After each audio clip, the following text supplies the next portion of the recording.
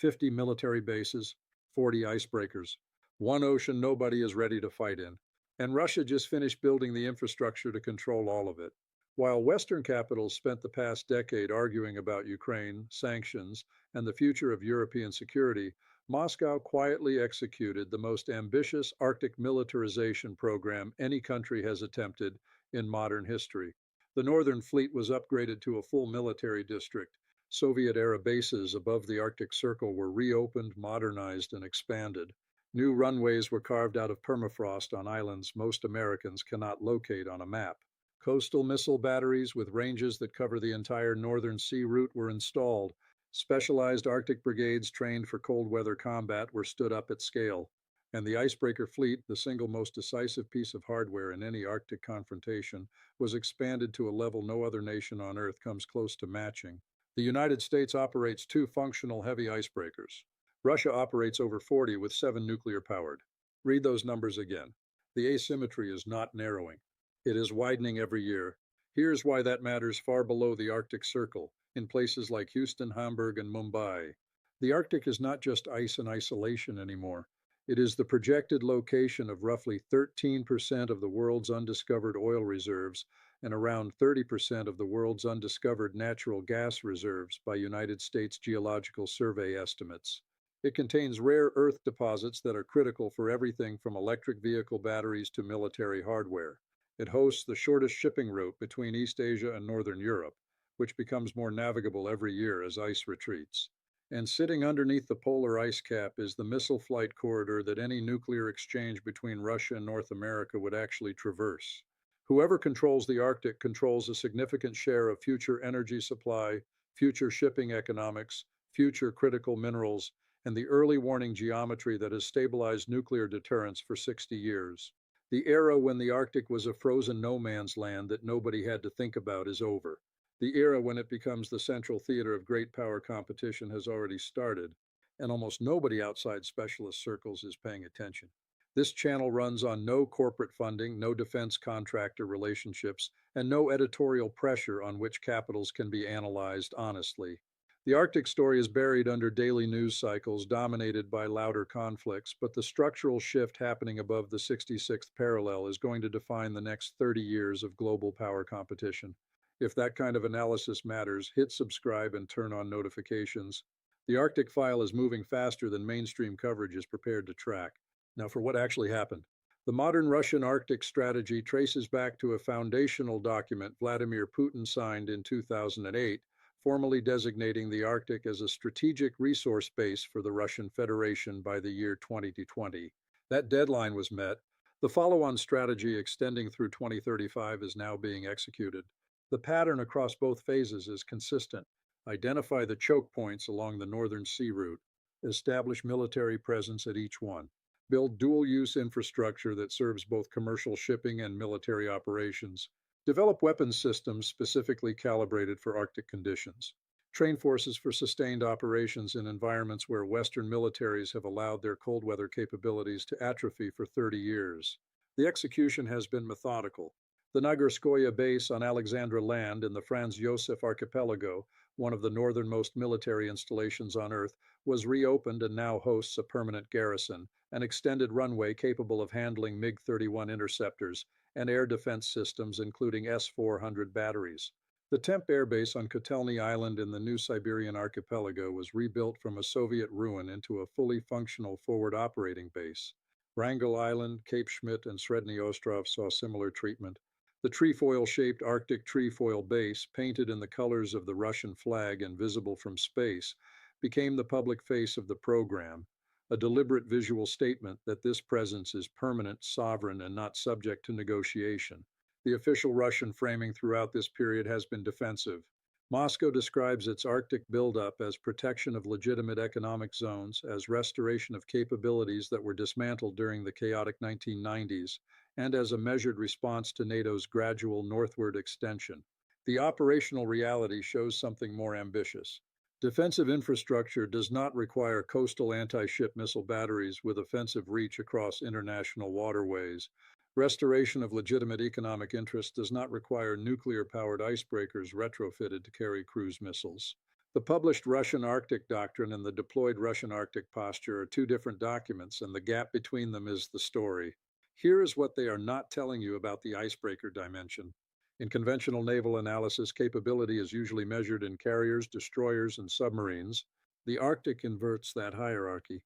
In a region where ice can immobilize even the most advanced warship for weeks at a time, the platform that moves freely is the platform that wins.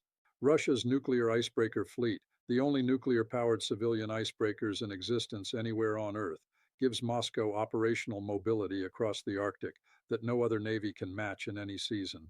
The newest class of these ships, the Project 2222220 Arctica class, can break through ice nearly 3 meters thick.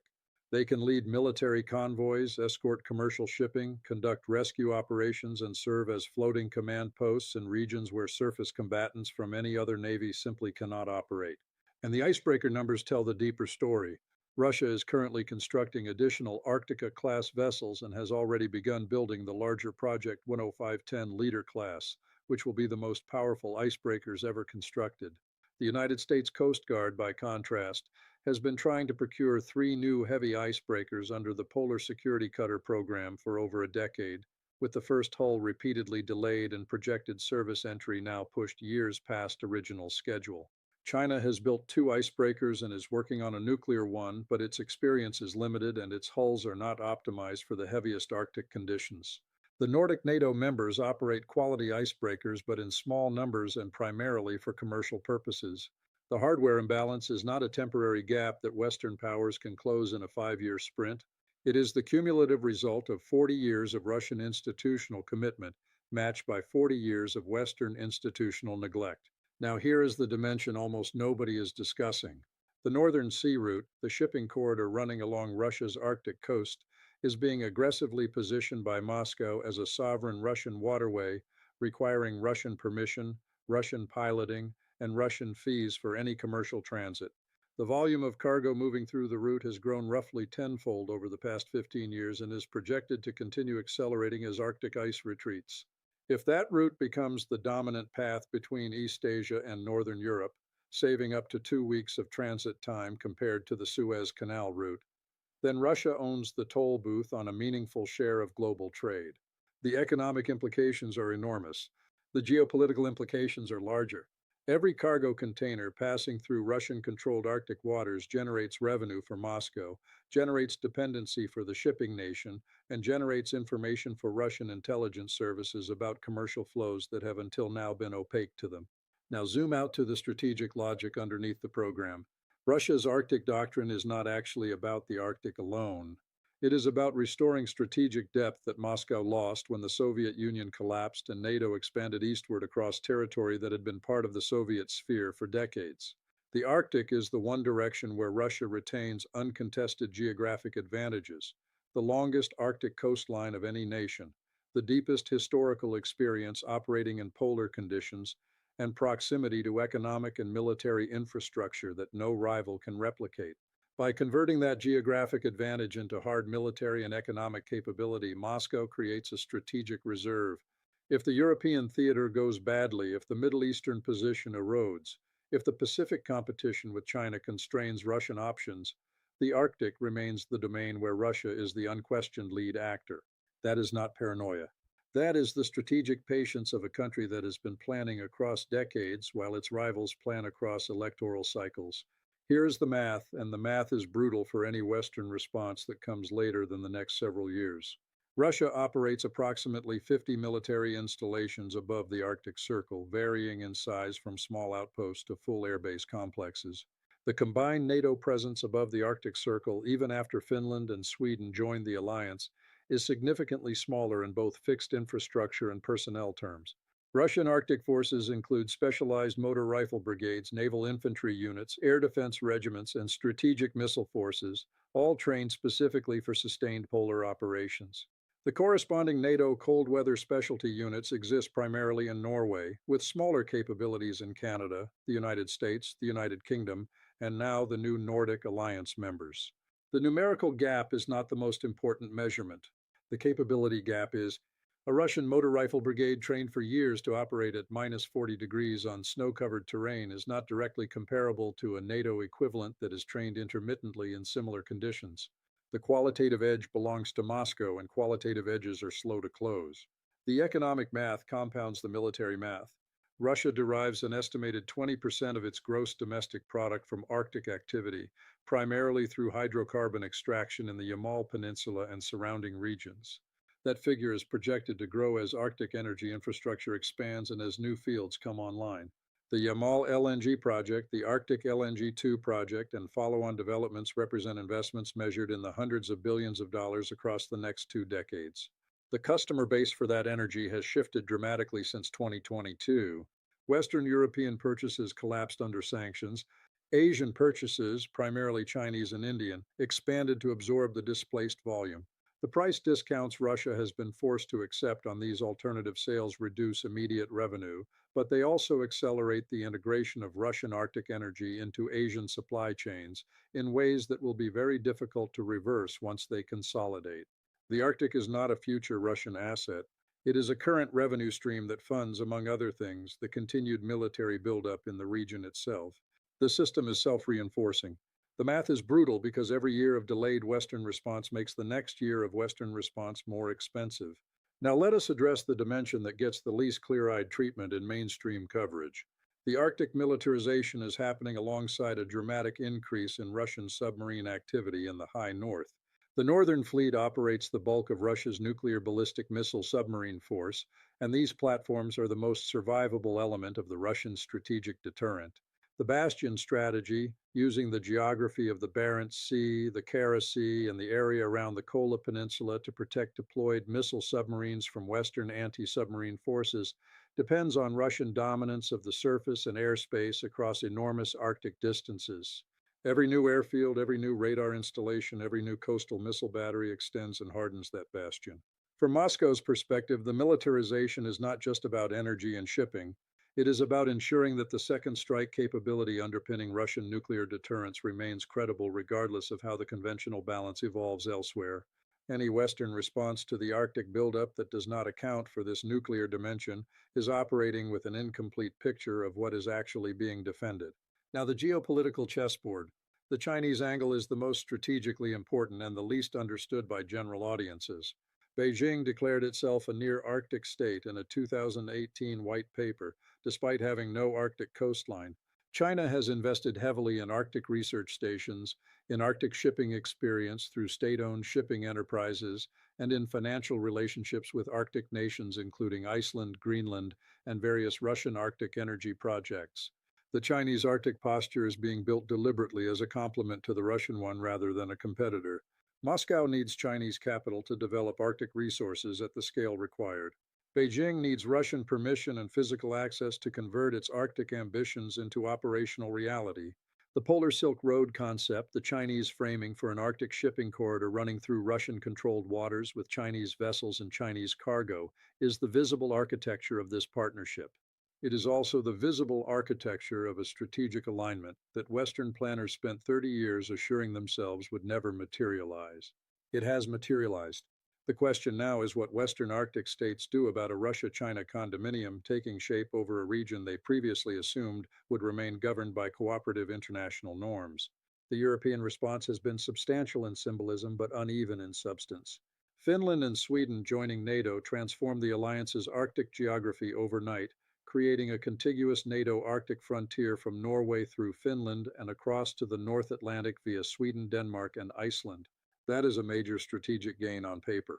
The translation of that geography into actual military capability requires sustained investment, integrated command structures, and infrastructure development across some of the harshest terrain in Europe. That work has begun but is years from completion. Norway has long maintained meaningful Arctic capabilities and is expanding them. Denmark is increasing its Greenland-based forces. Canada has announced major Arctic infrastructure investments that have repeatedly slipped on timelines. The United States has stood up Arctic strategy offices in multiple agencies, has reactivated certain Cold War facilities in Alaska, and is finally moving on the icebreaker construction program. None of these moves, individually or collectively, comes close to matching the scale of the Russian Decadal investment.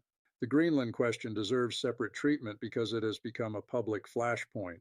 The renewed American interest in Greenland, including discussions about acquisition or expanded basing rights that have surfaced repeatedly in recent political cycles, is not random.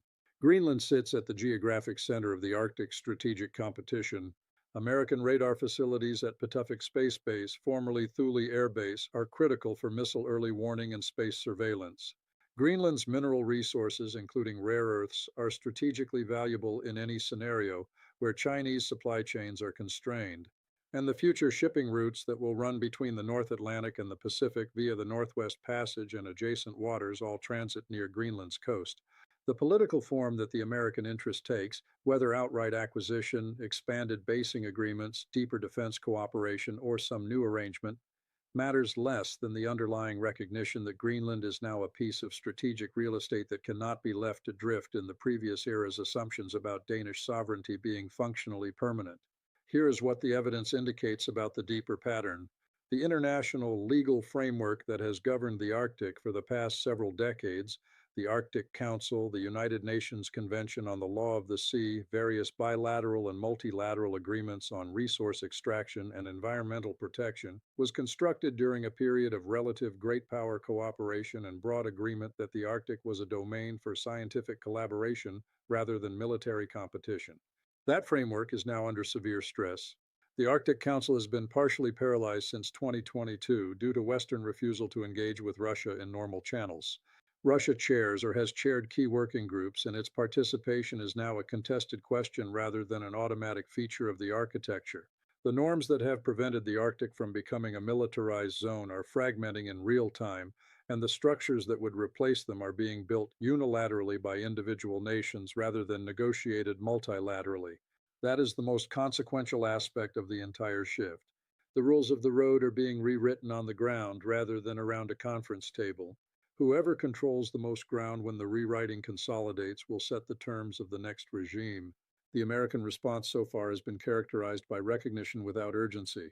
Successive administrations have published Arctic strategies that correctly identify the challenge, allocate budgets that demonstrably under-resource the response, and announce timelines that consistently slip.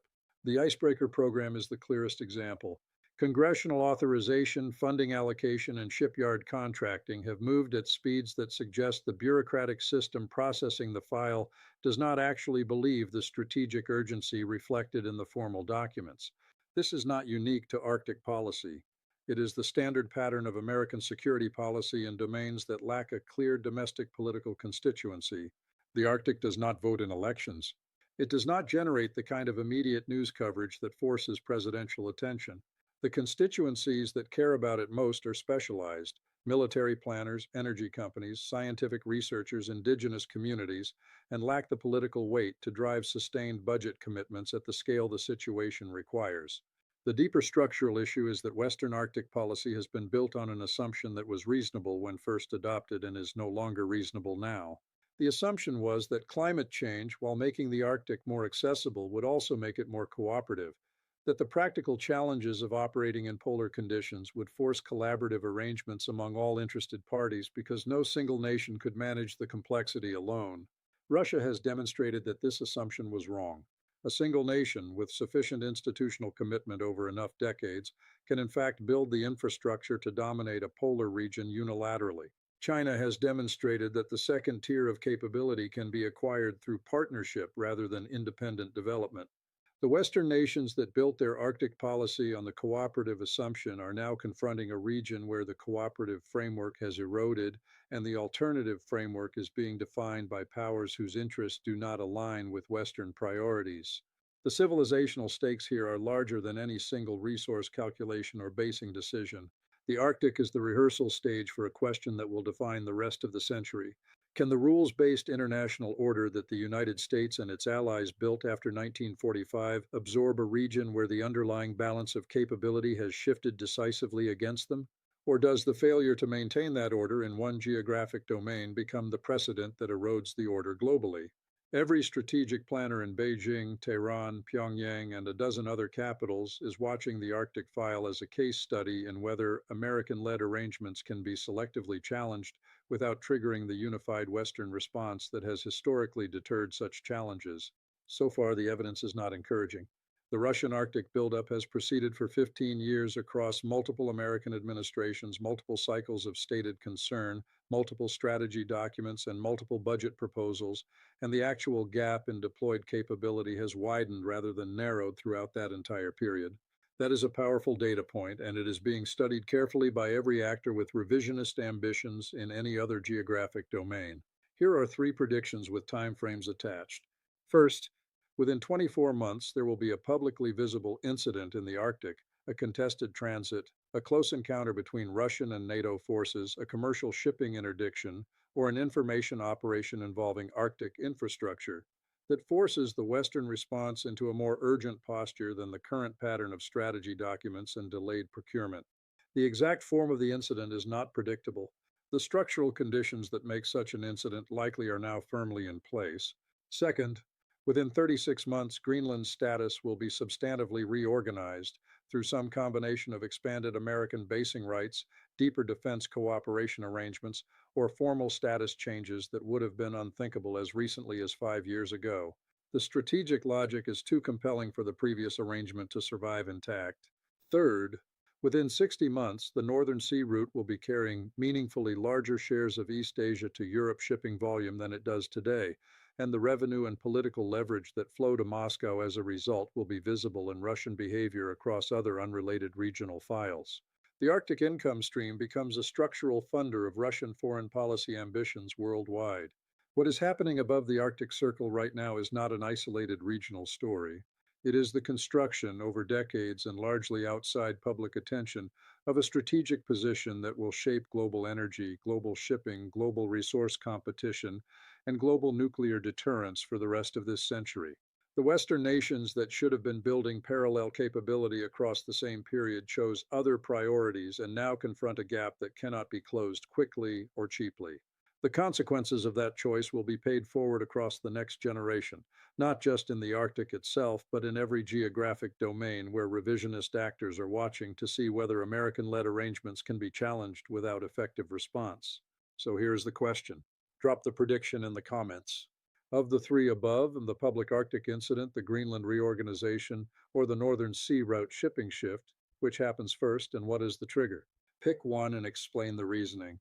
The comment section on these videos has consistently produced sharper geopolitical analysis than most of what gets published in policy journals, and the timing question matters because timing determines which Western policy windows remain open and which have already closed. If this provided a framework for understanding what the Arctic file actually represents, beyond the occasional headline about Russian flags planted under polar ice, share it with one person who needs to see how this connects to the larger pattern of great power competition. The next video traces the Chinese Arctic strategy in detail, including the financial relationships with European Arctic nations, the research station network, and the specific commercial vehicles being used to acquire long-term influence over a region China has no historical claim to. Subscribe so that one lands in the feed when it drops.